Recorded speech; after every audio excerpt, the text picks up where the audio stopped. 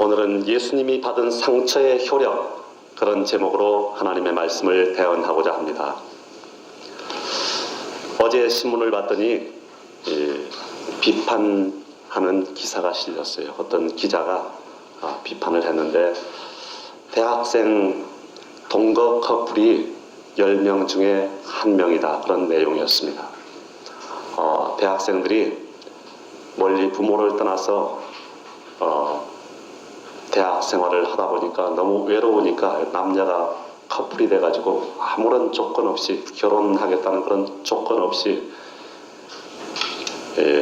룸메이트가 되어서 생활을 한다는 것입니다. 그래서 옆에다가 또 줄을 달아놓기를 열린 성의식, 닫힌 성지식 그래놨어요. 열린 성의식이라는 것은 뭐 결혼이고 뭐고 아무런 조건 없이 같이 동거를 하니까 열린 성의식이죠. 닫힌 성지식이라는 것은 뭐냐? 전혀 피임법을 잘 모른다는 것입니다. 대학 사회를 비판을 해놨어요. 어떻게 생각을 하십니까?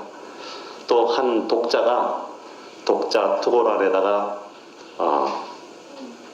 투고를 했는데 내용인즉 차를 운전을 하고 톨게이트를 통과를 하는데 잔돈을 받았답니다. 1,000원짜리를 받았는데 그 1,000원짜리 지폐를 보니까 앞면과 뒷면 양쪽에다가 고무인으로 스탬프에다 찍어가지고 탁 찍어놨는데 그 내용이 뭐냐면은 앞면에는 예수님 믿으면 천국, 불신자는 지옥, 뒷면에는 주 예수를 믿어라, 그리하면 너와 내 집이 구원을 얻으리라, 그렇게 적어놨더라는 것입니다. 그래서 이 사회에 통용되는 화폐에다가 이게 무슨 짓이냐, 기독교를 비판을 했어요. 어떻게 생각을 하십니까? 사회가 온통 문제투성인 것입니다. 기독교인도 사회 속에 융화되지 못해서 욕을 먹는 경우가 많습니다.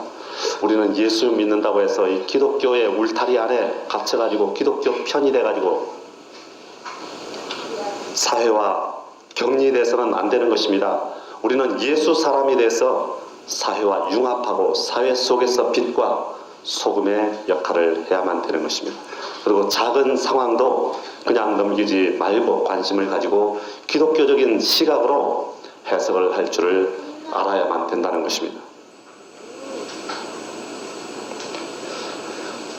어느 나라 왕이 백성들의 마음을 살펴보기 위해서 길 한가운데 큰 돌을 굴려다 놓고 누가 그것을 치우는가 하고 멀리 숨어서 보고 있었대요. 그런데 한 상인이 지나가다가 쓸모없는 돌이 굴러 나왔어 하고서 지나가 버렸대요. 좀 지나니까 한 관리가 지나가면서 어떤 고약한 작자가 이 돌을 여기다 버렸어 하고 그대로 지나갔습니다. 그리고 나서 좀 있으니까 또 한 젊은이가 지나가다가 힐끗 한번 쳐다보고서는 빠른 걸음으로 지나가 버렸어요. 그것을 보고 있던 왕이 아주 실망을 했다는 것입니다. 그런데 한 농부가 채소를 싣고 시장에 가다가 그 돌을 보고 아무 말 없이 그 돌을 들어서 치우는 거였어요. 그런데 그 돌이 있던 곳에는 무슨 주머니가 있었대요. 무슨 주머니인가 하고 살펴봤더니 그 안에는 많은 돈과 그리고 한 통의 편지가 들어 있었어요. 그 편지를 읽어보니까 여기 이 돈은 누구든지 이 돌을 치우는 사람의 것이라 하는 내용으로 왕이 쓴 편지였어요. 이 사소한 일도 우리가 주의를 기울여서 다시 한번 해석을 해볼 필요가 있는 것입니다. 또 우리가 신앙생활을 할 때 그런 장애물과 같은 고통이 있고 어려움이 있다 해도 그 고통 속에 숨어있는 하나님의 축복을 발견할 수가 있어야 됩니다. 그리고 감사할 줄 알아요. 자녀가 열심히 공부를 하게 하기 위해서 이번에도 5등 안에 들면은 컴퓨터를 사줄게 하고 약속을 합니다. 그러면 그 자녀는 열심히 공부하는 것이 고통스러울지 모르지만 성적이 올라가고 그리고 컴퓨터도 얻게 되는 좋은 기회가 되는 것입니다. 우리의 신앙생활에 어려움이 있을 때 우리가 승리해요. 그러면 그 뒤에 축복은 아주 아름답고 큰 것입니다. 오늘 첫 번째 알아볼 것은 하나님의 공의와 사랑에 대해서 알아보겠습니다. 세상의 군왕들이 정사를 펴는 방법, 즉 통치 스타일에는 두 가지가 있습니다. 그게 뭐냐면 왕도와 패도예요. 왕도라는 것은 인과 덕을 근본으로 천하를 다스리는 것입니다. 그리고 패도라는 것은 인덕을 무시하고 권력이나 권모술수로서 다스리는 것을 말하는 것입니다. 왕도 정치에서는 이 왕 임금도 법을 지켜요. 패도 정치는 왕의 말이 곧 법인 것입니다. 그러면 우리 하나님이 온 우주를 다스리는 통치 스타일은 뭘까요? 그것은 공의와 사랑인 것입니다. 그러면 이 공의와 사랑은 왕도와 패도 중에 어디에 가까울까? 물론 왕도에 가깝겠죠. 우리의 왕이신 하나님은 폭군이 아니에요. 법을 지키시는 왕인 것입니다. 법치주의로 통치를 하셔요. 여러분, 하나님은 전능하신 하나님 아닙니까? 굳이 그 아들을 십자가에 매달아 죽이지 않아도 인간을 구원할 수가 있는 것입니다. 그러나 하나님은 자신이 우주에 세워놓은 법을 스스로 지키시지 않을 수가 없는 것입니다. 이것이 바로 하나님의 공의인 것입니다. 마태복음 12장 28절에서 29절을 보면은 그러나 내가 하나님의 성령을 힘입어 귀신을 쫓아내는 것이면 하나님의 나라가 이미 너희에게 임하였느니라. 사람이 먼저 강한 자를 결박하지 않고야 어떻게 그 강한 자의 집에 들어가 그 세간을 늑탈하겠느냐. 결박한 후에야 그 집을 늑탈하리라. 그렇게 말씀을 하고 있습니다. 강한 자 마귀가 이 세상을 점거하고 있는데 더 강한 자 예수님이 오셔서 마귀를 내쫓고 새 주인이 되신 것을 설명하고 있습니다. 그러나 여기에는 설명이 안 된 것이 있습니다. 하나님의 아들이 십자가를 지고 죽는 것이 설명이 안 돼 있어요. 하나님은 전능하신 하나님이시기 때문에 악의 세력을 무력으로 밀어내고 세상을 점령할 수가 있어요. 그러나 그럼에도 불구하고 그 아들을 희생하셨습니다. 여기에는 이유가 있는 것입니다. 사탄에 대해서 공의를 보여주심으로써 이의를 제기할 수 없게 하셨어요. 그리고 인간에 대해서 사랑을 나타내심으로써 변명할 말이 없게 하신 것입니다. 하나님은 자연 계시를 통해서 인간이 하나님을 알게 하셨어요. 로마서 1장 19절에서 20절을 보면은 이는 하나님을 알만한 것이 저희 속에 보임이라. 하나님께서 이를 저희에게 보이셨느니라. 창세로부터 그의 보이지 아니하는 것들 곧 그의 영원하신 능력과 신성이 그 만드신 만물에 분명히 보여 알게 되나니 그러므로 저희가 핑계치 못할지니라 그랬어요. 우리가 수려한 자연 경치를 보면은 이야 대단하다. 정말로 창조주가 이렇게 아름답게 만들었어. 알 수 있다는 거예요. 그리고 광활한 우주를 보면은 이야 저 우주 좀 봐. 누군지 모르지만 하여간 창조주가 저렇게 만들어놨어. 드넓은 바다를 볼 때도 이야 광활하고 드넓은 바다 좀 봐. 창조주가 만들어 놓은 것 좀 봐. 믿지 않는 사람이라도 이거 알 수 있다는 거예요. 누군가 창조자를 알 수 있도록 우주 만물을 통해서 만들어 놨다는 것입니다. 이와 같이 하나님은 인간이 우주 자연과 삼라만상을 보고 그 지으신 하나님을 알 수 있도록 우리를 창조하신 것입니다. 그런데도 인간이 이를 무시해요. 그래서 십자가라는 특별 계시를 허락하신 것입니다.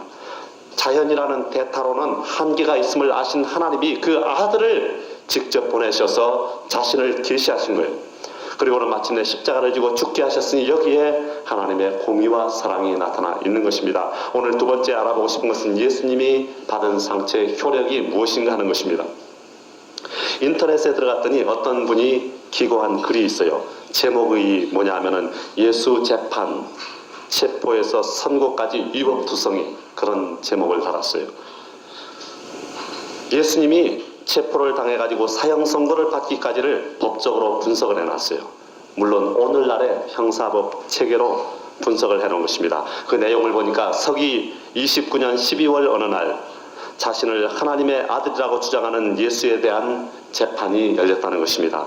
먼저 피고인 예수에 대한 인정신문이 진행이 됩니다. 인정신문이라는 것은 그 재판의 모두의 그 사람의 주소라든지 성명이라든지 인적사항에 대해서 신문을 하는 것입니다.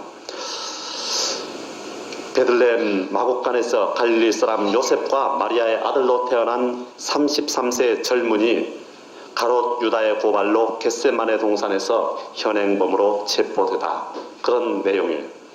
체포영장 제시도 없고 진술 거부권 등을 알려주는 미란다 원칙에 대한 고지도 없었습니다. 그리고 공소장에 기재된 혐의는 성전 모독과 조세 거부 그리고 메시아 참칭 이러한 죄목이었어요.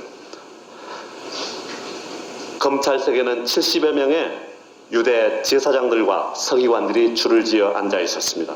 그리고 변호인석은 비어 있었고 물론 국선 변호인도 선임되지 않았습니다.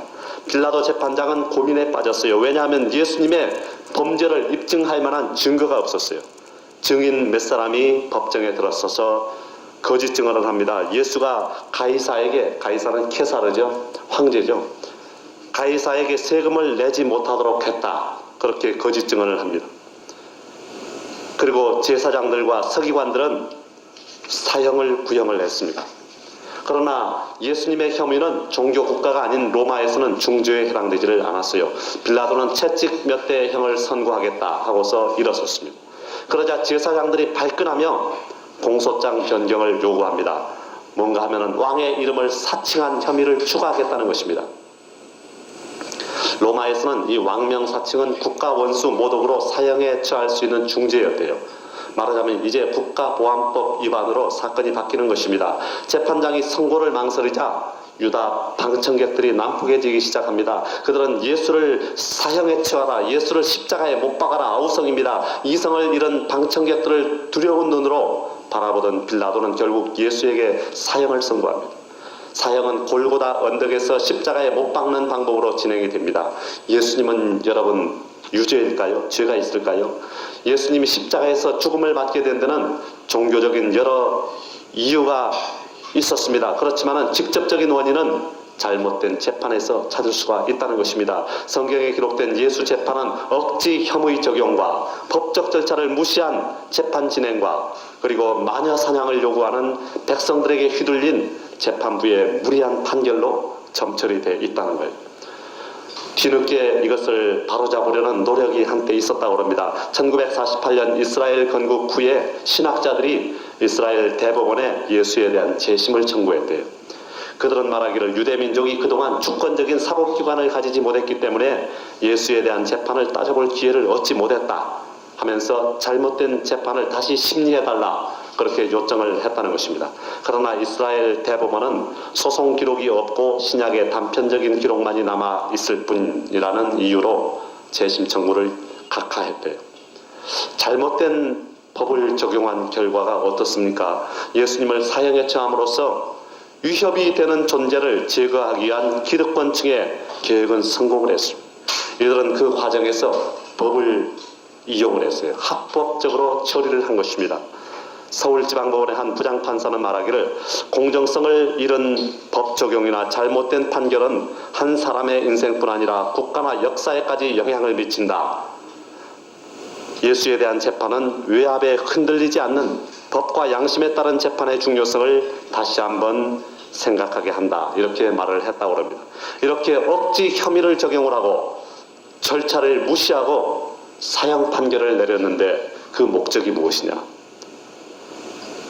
우리에게 이것이 어떤 효력을 미치냐는 것입니다. 그것은 흘리신 피와 찢어진 몸을 통해서 우리에게 뭔가를 주기 위함이었던 것입니다. 오늘은 예수님께 고난을 가한 형구, 형벌을 가한 그 도구와 그로 인한 상처를 알아봄으로써 흘리신 피와 찢어진 몸을 통하여 우리에게 무엇을 주시기를 원하셨는가 하는 것을 알아보고자 하는 것입니다.